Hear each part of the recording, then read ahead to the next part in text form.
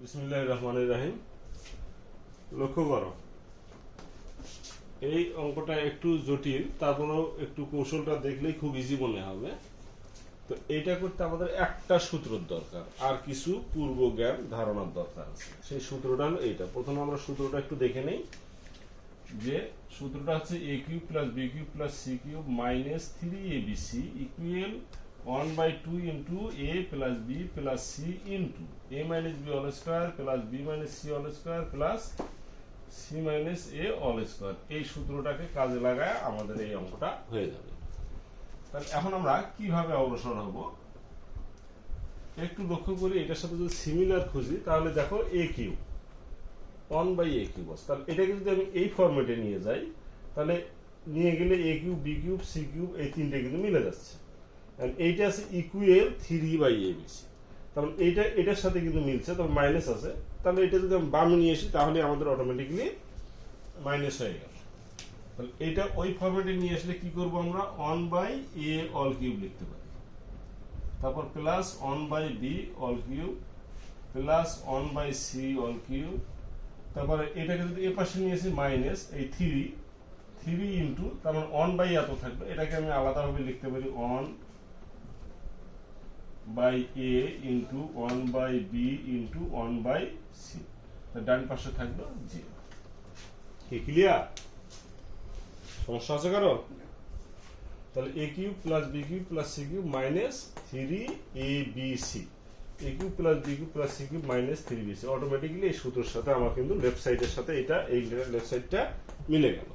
তাহলে এটা যদি মিলে যায়, এখন তাহলে এইটা ইকুয়াল আমরা যে রাইট সাইডেরটা লিখতে পারি। তো এটা কি লিখতে পারি, তাহলে আমরা ইকুয়াল কি half a plus b plus c।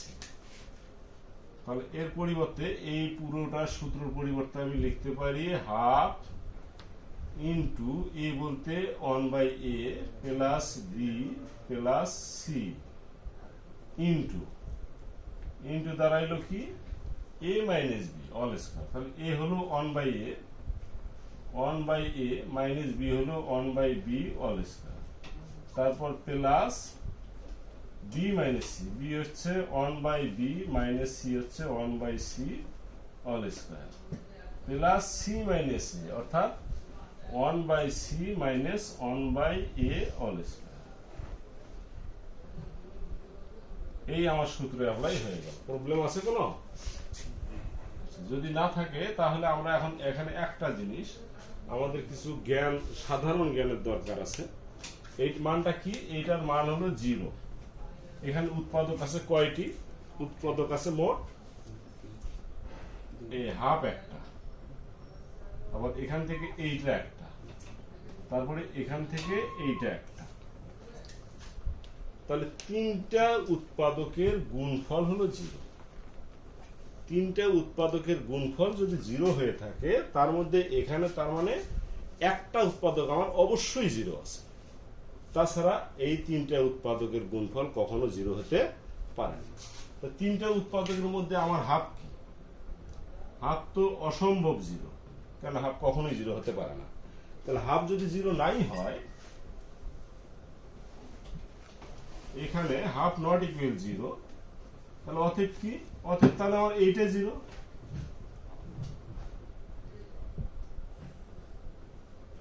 এইটা 0। কিন্তু এইটাই যে 0 হবে তা কিন্তু আমি 100% না, কারণ এর কোনো মান দেয়া নেই। তার মানে এইটা যদি 0 না হয় তাহলে কি হবে? অথবা এইটা 0। এটা কি?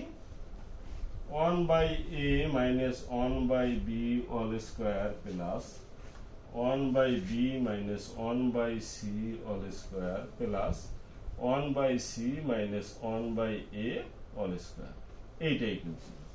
তার মানে আমরা কি পাচ্ছি? তিনটা উৎপাদকের এইটা যেহেতু 0 নয়, তার মানে এইটা 0 অথবা এইটা 0।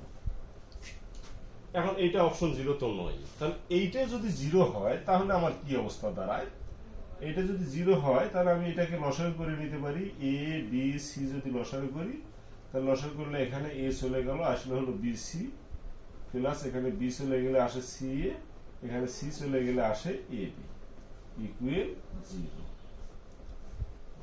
তাহলে এটা যদি 0 হয় তাহলে এটাকে ওপাশে নিয়ে গেলে আমার এটা 0 হচ্ছে। তার মানে bc plus c a plus a b equal 0 হলো। তাহলে এটা একটা প্রমাণ কিন্তু আমার হয়ে গেল, a b bc plus c a plus a b equal 0, bc plus c a plus a b equal 0 same. তাহলে একটা প্রমাণ আমার হয়ে গেল, প্রমাণিত। কারণ আর একটা প্রমাণ বলছে কি অথবা এইটা 0। তাহলে এখন দেখি অথবার কি অবস্থা। তাহলে এটার পরিবর্তে আমি অথবা লিখতে পারি কি, কারণ এখানে একটা বিষয় আছে, সেটা হলো এখানে লক্ষ্য করতে হবে কি 0, তিনটা বর্গের সমষ্টি 0।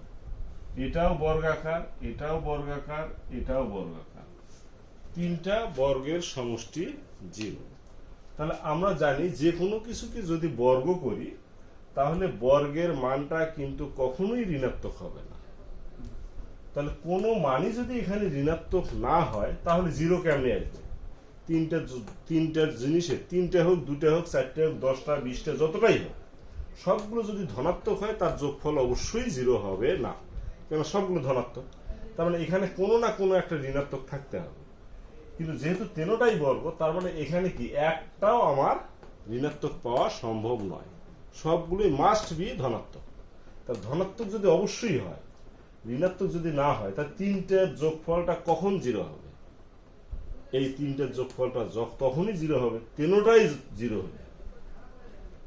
তার মানে এখানে মাস্ট তেনোটাই 0, তাছাড়া 0 হবে না। এটা 0 হলো, তাহলে এই দুটো তো কিছু একটা মান আসবে। এটা 0 হলো, এই দুটো কিছু আসবে। দুটো 0 হলো, তাহলে বাকিটা তো আসবে। তার মানে যেহেতু, অর্থাৎ আমরা সহজ ভাষায় মনে রাখবো, এক বা এক তো নয়, একাধিক বর্গের সমষ্টি যদি 0 হয় তাহলে প্রত্যেকটাই 0। তার মানে এখানে এইটা যদি 0 হয় তাহলে অথবা আমরা কি লিখতে পারি, এইটা 0, তারপর এটাও 0, মানে তেনোটাই 0 হতে হবে, তাছাড়া কোনোদিনই এর যোগফল 0 হবে না। -1/c 0 এবং 1/c minus 1/a equal 0। তাহলে এটা 0, এটা 0, এটাও 0, তাহলে এটা কি আসবে? এটা ওপাশে গেলে 1/a ইকুয়াল আসবে 1/b, কমা দিয়ে 1/b ইকুয়াল 1/c, এবং এটা আসবে 1/c ইকুয়াল 1/a। তাহলে এটা 1/a ইকুয়াল যদি 1/b হয়, তার মানে কি a ইকুয়াল b। এখানে যদি এটা হয় তার মানে b ইকুয়াল c, এবং এটা যদি হয় তাহলে c ইকুয়াল a। এখন দেখো a ইকুয়াল b, আবার এই b ইকুয়াল c, আবার এই c ইকুয়াল a। তার মানে আমরা অতএব একবারে লিখতে পারি a equal b equal c। এইটা আমার এই যে প্রমাণ অথবা মিলে গেল। তাহলে অথবা কি আসলো, এটা ইকুয়াল 0 অথবা এইটা a equal b equal c, প্রমাণিত। তাহলে আশা করি বিষয়টা একদম ক্লিয়ার হয়েছে। তবে আর একটা ইম্পর্টেন্ট বিষয় আবারও একটু স্মরণ করে দিই। প্রথমত আমাদের সূত্রটা, এটা কিন্তু আরো একটা সূত্র আছে, তবে আমাদের ওই সূত্র অ্যাপ্লাই করলে হয়তো হবে, সেই ক্ষেত্রে অঙ্কটা আরো একটু বড় হয়ে যাবে। আর এই সূত্রটা অ্যাপ্লাই করলে এরকম করে খুব ইজিতে অঙ্কটা হয়ে যাবে। তাহলে আমাদের প্রথমত সূত্রটা জানা থাকতে হবে, দ্বিতীয়ত ওই সূত্রের ফরম্যাটে এই লেফট সাইডটাকে বসায় দিব। বসায় দেওয়ার পর এখানে একটা জ্ঞান আমাদের কাজে লাগলো, সেটা হলো একাধিক উৎপাদকের গুণফল যখন 0 হবে তখন ওই উৎপাদকগুলোর মধ্যে কমপক্ষে একটা উৎপাদক অবশ্যই 0 হবে। তাহলে আমি জানি না কোনটা 0, তাহলে এইটা 0 অথবা এইটা 0। এইটা যদি 0 হয়, এটা নর্মাল ক্যালকুলেশন সহজে চলে আসলো। এখন এখানে একটা জ্ঞানের দরকার আছে আমাদের, যে এইটা ইকুয়াল 0 মানে একাধিক বর্গের সমষ্টি 0 কখন হবে? যখন এগুলোর প্রত্যেকটাই 0 হবে। তার মানে এইটা 0 মানে 0 স্কয়ার 0, এইটা 0 মানে 0 স্কয়ার 0, এইটা 0 মানে 0 স্কয়ার 0, তার মানে তিনটে 0 যোগফল হলো 0। এইটা একটা মোস্ট ইম্পর্টেন্ট জ্ঞান, যে একাধিক বর্গের সমষ্টি যখন 0 হবে তখন প্রত্যেকটা সংখ্যা অবশ্যই 0 হবে। তা প্রত্যেকটাই 0 ধরলাম, ধরে ক্যালকুলেশন করলে a b b equal c c equal a, তার মানে a equal b equal c পাওয়া গেল। এইভাবে আমরা এই দুটা প্রমাণ পাইলাম। তো আজ এ পর্যন্তই। আল্লাহ হাফেজ।